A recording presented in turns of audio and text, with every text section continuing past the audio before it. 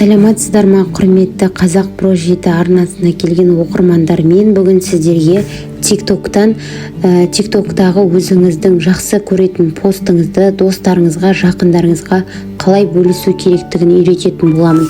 Ең алдымен тиктокқа кіресіздер.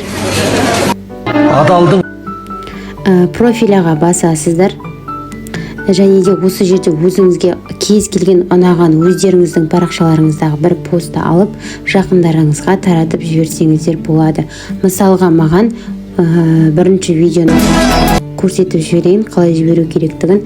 Бұл жерде лайк, комментарий және поделиться кнопкасы тұр. Сол поделиться кнопканы басасыздар. Және де сілтеме арқылы жіберуге болады.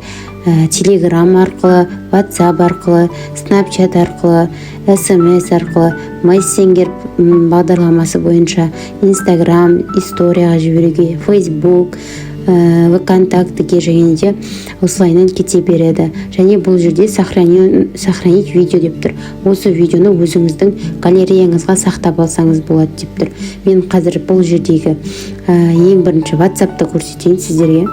WhatsAppқа кіресіздер, сосын мына жердегі өзіңіздің жақын адамдарыңызды таңдайсыздар. Мен бұл жердегі осы Абу Дабиге жіберіп келіп тұр. Неге отправить.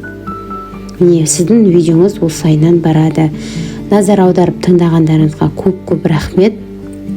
Келесі сабақтарда асыға күтіңіздер. Келесі сабақтар одан әрі сіздерге қызық және пайдалы болады деген ойдамын. Арнаға тіркеліп, комментарий жазып, достарыңызға бөлісіп кетіңіздер. Назар аударып тыңдағандарыңызға рахмет.